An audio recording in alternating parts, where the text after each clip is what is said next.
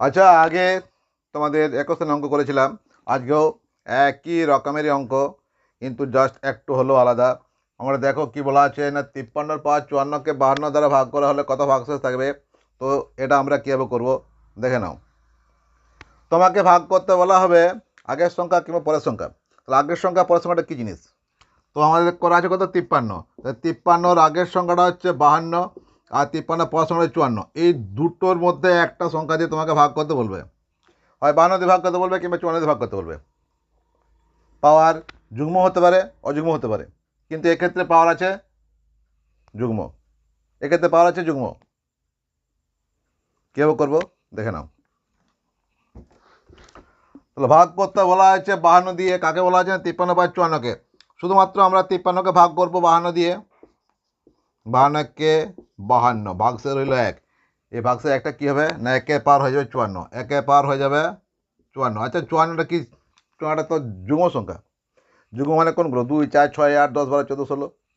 তাহলে যেহেতু যুগ্ম সংখ্যা, আর সবচেয়ে ছোট্ট যুগ্ম সংখ্যা মানে সর্বনিম্ন যুগ্ম সংখ্যা হচ্ছে 2, তাহলে তার 54 পরিবর্তে আমরা লিখব 2, একের পর 2, একের পর 2 সমান 1, অর্থাৎ এটার উত্তর হলো আমাদের 1।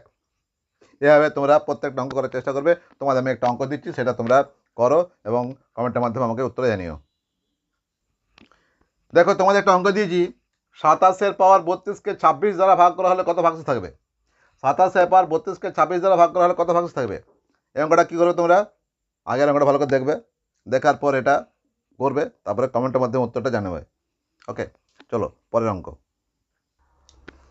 দেখো পরের অঙ্ক কি লেখা আছে না, 73 পাওয়ার 74কে 74 দ্বারা ভাগ করা হলে কত ভাগশেষ থাকবে। একই অঙ্ক। আগের অঙ্কটা ছিল আগের সংখ্যাটা দিয়ে ভাগ, এবারটা আছে পরের সংখ্যা দিয়ে ভাগ। তার মানে কি না, 73, এই 73 পাওয়ার 74 আছে, সেটা ভাগ করতে বলা আছে 74 দিয়ে, অর্থাৎ পরের সংখ্যাটা দিয়ে। হয় তোমাকে আগের সংখ্যা দিয়ে ভাগ করতে বলা হবে কিংবা পরের সংখ্যা দিয়ে ভাগ করতে বলবে। আগের সংখ্যাটা কি না, আগের সংখ্যা 72, এখানে কিন্তু 72 দিয়ে ভাগ করতে বলেনি, ভাগ করতে বলেছে 74 দিয়ে, অর্থাৎ তোমাকে 74 দিয়ে ভাগ করতে হবে। কাকে ভাগ করতে হবে না, 73কে ভাগ করতে হবে 74 দিয়ে। ওকে, তো চলো কীভাবে করবো দেখে নিই। 73কে আমরা ভাগ করবো 74 দিয়ে। 74 1 74, ভাগশেষ রইল -1। ভাগশেষ -1, -1-এর পাওয়ার কী হবে না, -1-এর পাওয়ার হয়ে যাবে 74, -1-এর পাওয়ার 74।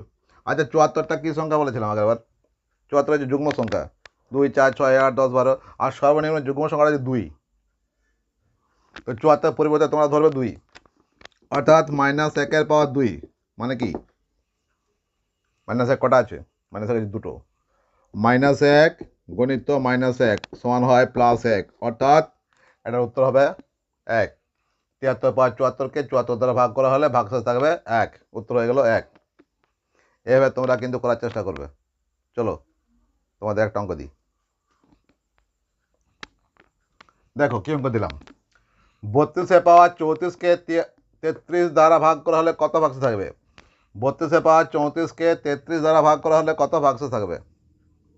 অঙ্কটা তোমরা করো, তারপরে আমাকে কমেন্টের মাধ্যমে উত্তর জানিও। তোমরা অনেকেই দেখছো কিন্তু কমেন্টের মাধ্যমে আমাকে উত্তর জানাচ্ছ না, উত্তর অবশ্যই জানাবে। আর এখনও পর্যন্ত যারা আমার চ্যানেলটি সাবস্ক্রাইব করনি, তারা অবশ্যই সাবস্ক্রাইব করে নাও নতুন নতুন অঙ্ক পাওয়ার জন্য। শুধুমাত্র অগ্নিবীর নয়, অগ্নিবীর, ডব্লিউপি, কেপি, এসএসজিডি, আর্মি, রাজ্য সরকারের যে কোনো পরীক্ষায়, এমনকি ডাব্লিউবিসির অঙ্ক থাকে, যে কোনো পরীক্ষায় ছোটো ছোটো অঙ্ক তোমরা এখান থেকে শিখতে পারবে। তাহলে কী করবে তোমরা? চ্যানেলটি আমার সাবস্ক্রাইব করবে, কমেন্ট করবে, কমেন্টের মাধ্যমে উত্তর জানাবে, লাইক করবে আর শেয়ার করবে, আর বন্ধুদের মধ্যে শেয়ার করবে, অবশ্যই করবে, ভুলে যাও না। তো তোমাদের আমি দুটো অঙ্ক শেখালাম আর দুটো অঙ্ক করতে দিলাম। পরের ভিডিওতে আবার আমি দুটো অঙ্ক নিয়ে আসছি। ওকে।